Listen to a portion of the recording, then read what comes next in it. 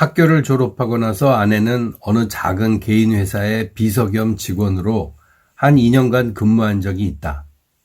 나는 그 무렵 군대에서 사병으로 복무하고 있었다. 흔히들 여인들은 학교를 졸업하고 나면 대부분 결혼할 때까지 소위 사회를 경험해 보겠다고 직장 생활을 하곤 한다. 고등학교를 졸업하고 나서 곧 직장 생활을 하건, 대학교를 졸업하고 나서 직장 생활을 하건, 여자들의 직장 생활은 결혼과 동시에 끝나게 되는 법이다. 이때부터 여인들은 3년간 계획을 세워 100만 원짜리 적금도 들고 시집갈 준비를 하거나, 학창 생활에서는 서투르기만 하던 화장술이 비로소 정립되는 시기인 것이다. 집에서는 설거지도 하지 않던 남의 귀한 딸들이 직장에 들어선 순간 제 오빠도 아닌 사람들의 명령에 의해서 손님 접대용 커피도 끓이고 남보다 일찍 출근해서 청소도 하는, 좋게 말해서 갖은 일거리를 싫다 마다하지 않고 배우기 시작하는데 아내 역시 예외는 아니었다. 내가 가끔 너는 회사에서 하는 일이 뭐냐고 물으면 아내는 시큰둥하게 대답하곤 했다. 커피도 끓이고, 또 손님도 접대하고, 또 청소도 하고, 또 타이프도 하고 전화도 받는다고. 말하자면 너는 레지로 취직했구나. 안 그러냐? 나는 그럴 때마다 아내를 비양대곤 했다. 솔직히 말해서 나와 동갑내기인 아내가 치사하게 직장이랍시고 나가서 이 친구 커피도 끓이고 저 친구 말한 대로 하고 이 친구 음담패설의 상대가 되고, 예컨대 어느 회사건 예쁜 여사원이 있으면 짓궂은 유부남 직원은 의뢰 있기 마련으로 이들은 아직 미혼 여사무원에게 노골적인 음담패설을 서슴없이 말함으로써 처녀의 홍당무되는 얼굴을 보는 데에서 쾌감을 느끼게 마련이다. 저 친구 전화 당번하고 남들 점심시간 밥 먹으러 나가는데 우두커니 빈 사무실이나 지키는 파수꾼 노릇한다는 설명하는 것만 해도 나는 공연히 분통이 치밀어 오르곤 했었다. 아내의 직장 생활은 전혀 나의 환경 여하에 따라 끝이 날 수밖에 없었다. 내가 군 생활을 끝내고 남은 학기까지 마친 후 어느 직장에 들어가 쥐꼬리만한 월급을 타 최소한의 생활터전을 잡으려면 적어도 28살은 되어야 하는데, 아내를 그때까지 노처녀의 한심한 경지까지 전락시켜가면서 직장에 내보내는 것은 상상만 해도 우라통이 치미는 판이었다. 그렇다고 우리 아버지가 나를 위해 말죽거리에 땅 한 평 남겨주지 않았고, 오직 남겨주신 유산이라고는 불알 2쪽밖에 없는 처지에 아내에게 야, 관둬라. 네가 뭐 레지로 취직했냐? 관둬. 당장 걷어치워. 하고 호기로운 명령을 내릴 수도 없는 처지였다. 아내는 28살 때까지는 그 직장에서 버틸 요량이었다. 그러니까 내가 최소한의 생활터전을 닦을 때까지는 그 직장에서 갖은 수모를 받아가며 버티려는 유관순 누나의 투지를 고수하고 있었다. 그래야만 단지 여자라는 약점 때문에 터무니없이 적게 받는 월급을 쪼개 시집가기 위한 적금도 들고, 회사 근처 중국집에서 먹은 짜장면 값도 월급날 갚아주고, 남대문 도깨비 시장에서 미제 립스틱도 사고, 빵꾸난 스타킹도 사고, 다달이 키워준 바다와 같은 부모님의 은혜를 갚을 겸 쌀값이라도 들여놓을 수 있었기 때문이었다. 그뿐이랴. 우리의 데이트에는 의례의 아내가 데이트 비용을 전담할 수밖에 없었다. 나는 그야말로 고린동전 한 푼 없는 알거지 애인이었으며, 만나서 마시는 커피, 만나서 구경하는 영화의 입장권은 의례의 아내가 받는 월급에서 충당될 수밖에 없는 비참한 신세였다. 다방에서 커피를 마시면 아내는 탁자 밑으로 100원짜리 2장을 내어밀며 나갈 때 나보고 계산하라고 눈짓을 하곤 했었다. 내가 그녀의 기둥서방도 아니고 기생 오라비도 아닌 바에야 데이트할 때마다 그러면 솔직히 어느 정도 주눅이 들 수밖에 없었다. 제 옆에 내 자랑하는 녀석이야 바보임에 틀림없겠지만 처녀 시절 아내는 상당한 미인이었다. 우연히 길거리에서 만나면 한 번쯤 꼬셔볼 마음이 들 만큼 잘생긴 처녀였으므로 회사 직원 녀석 중에 아내에게 눈독 들이는 녀석들이 없었을 리는 만무했었다. 그래서 내가 아내에게 전화를 걸라치면 이미 내 목소리에 낯익은 처지임에도 남자 직원들은 꼬치꼬치 개묻기 일쑤였다. 누굴 찾는다고요? 황정숙 씨요. 정숙 씨요? 상대편은 나를 향해 노골적인 질투를 보인다. 탈모 씨요, 정숙 씨요? 극장에서는 의례 정숙과 탈모와 금연이 불문율이라는 것을 빗대어 녀석들은 전화로 낯익은 동료 여직원의 애인에 대해 마음껏 비웃는 것이었다. 물론 약이 오를 것은 당연한 일이다. 제 집 토끼를 바깥 동리의 늑대에게 그대로 진상하는 아니 꼬운 사실에 아내의 동료 직원들은 은근히 질투를 느끼고 있는 것이다. 누구시라고 전할까요? 뻔히 알면서 이들은 묻는다. 예, 저는 황정숙님의 남편이요 하는 말이 입에 꼴깍 새어나올 것 같았지만 겨우 참으며 대답한다. 정숙 씨의 친구입니다. 아, 그러세요? 미스 왕, 전화 왔어. 전화 받아. 친구래요. 친구.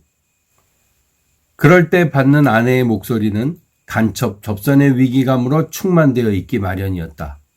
그도 그럴 것이 빤히 쳐다보는 동료들 앞에서 외부 전화를 받으려니 웬만큼 강심장이 아니면 말이 떨려 나올 것이 당연하지 않겠는가. 나야. 아내가 전화를 받으면 나는 순식간에 용건만 얘기하곤 했었다.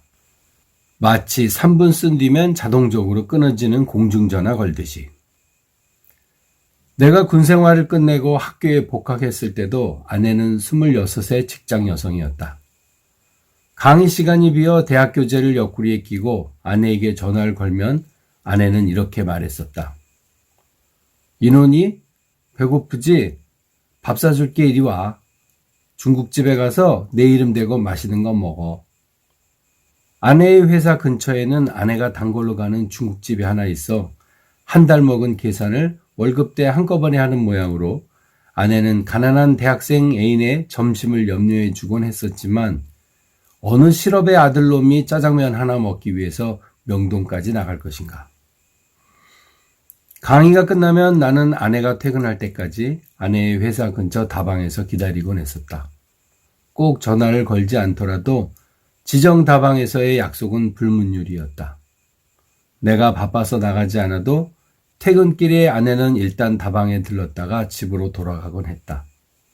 거의 매일이다시피 우린 만났는데 개인 회사의 일과는 의례 사장이 퇴근해야만 끝이 나곤 해서 나는 일수놀이 나간 옆편에 기다리는 생활 무능력자의 꼬락선이었다.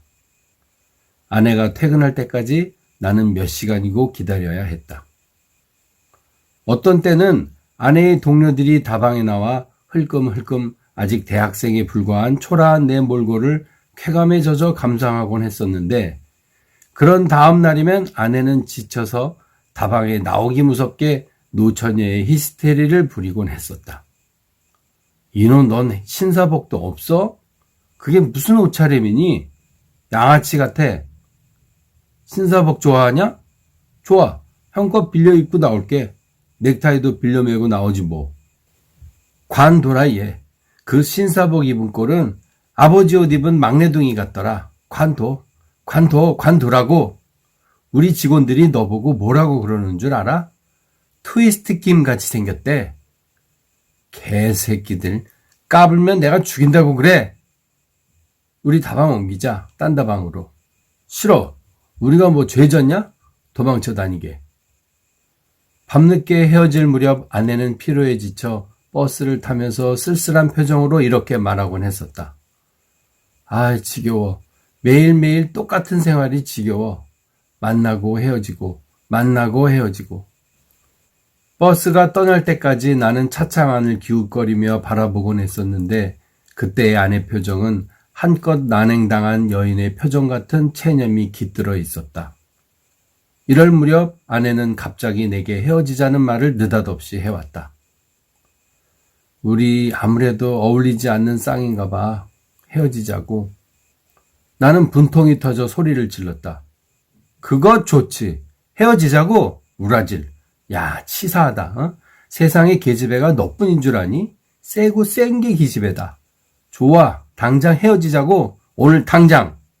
나는 그대로 다방을 뛰쳐나왔다. 싸구려 소주집에서 소주 2병을 나발 불고 정신을 잃었다. 깨어보니 용케 집에는 들어왔는데 밤새도록 나는 토했다. 새벽녘에 곰곰이 생각해 보았었다. 아내의 헤어지자는 말은 심각한 말이 아니라는 것쯤은 나도 알고 있었다. 그저 나날의 생활이 지겨우니까 만만한 내게의 화풀이 정도의 투정을 부린 것이다. 이미 아내와 나는 말 한마디 가지고 헤어지고 이빨 가는 그런 철부지들이 아닌 나이였다. 나 역시 아내를 사랑하고 있었으며 아내와 헤어지고 다른 여인을 사귄다는 것은 상상조차 못할 기분이었다. 이제 와서 다른 여인 만나서 무슨 색깔 좋아하세요? 영화 배우는 누굴 좋아하세요? 감명 깊게 본 영화는 뭐죠? 따위의 말을 나누거나 변속하고 싶어도 참는 초창기적 과정을 거치는 것은 생각만 해도 괴로운 일이었다. 새벽녘에 나는 단정을 내렸다. 남자답게 용기를 보이자. 치사하게 말 한마디로 자존심을 상해 뽀로통할 수 있는 나이는 지난 것이다. 다음날 나는 다방에 나가 아내가 퇴근하기를 기다렸다. 아내는 나오지 않았다. 나는 아무리 늦게 퇴근한다 해도 8시까지는 아내가 나온다는 것을 잘 알고 있었으므로 8시까지 기다렸다. 아내는 나오지 않았다. 아내는 전날의 내 말을 곧이곧대로 믿어버린 것일까? 퇴근길에 한 번은 고개를 내밀던 다방에까지 발길을 끊어버린 것일까? 나는 전화를 걸었다. 낯익은 남자가 전화를 받았다. 황정숙 씨 바꿔주십시오. 정숙 씨요? 상대편이 끈적끈적한 목소리로 비양거렸다. 누구시라고 전할까요? 예, 저는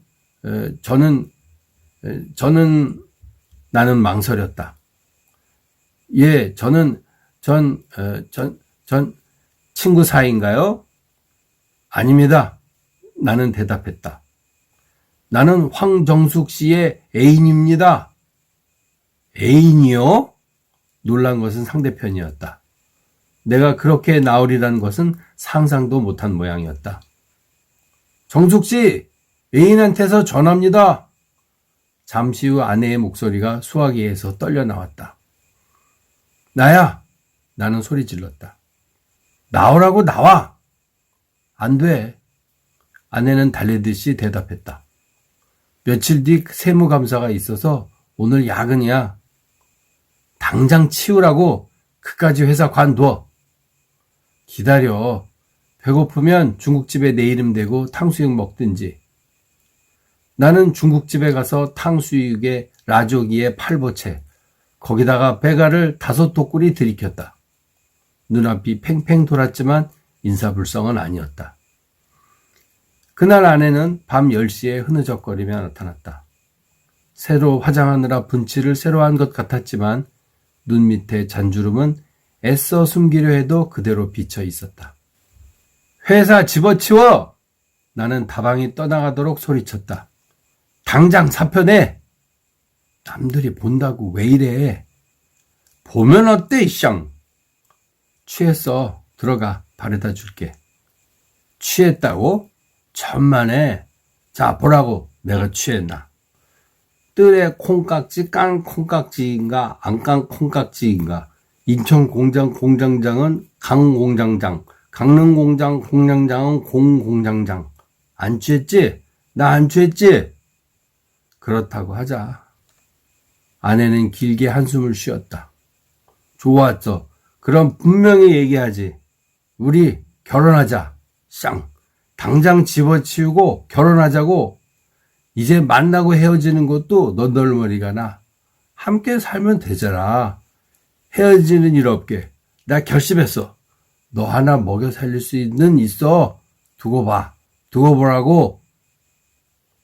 다음날 아내는 사표를 냈다. 아내는 며칠 뒤 퇴직금을 탔다. 그 돈으로 우린 대천으로 피서 여행을 떠났다. 바다에 한번 들어갔다 나오면 뽀뽀하고 밥 먹고 뽀뽀하고 자기 전에 뽀뽀했다. 그때 사진이 앨범에 붙어 있다. 딸년이 그 사진을 들여다보며 묻곤 한다.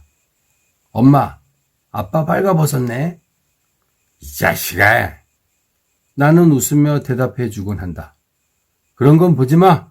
미성년자 관람 금지다!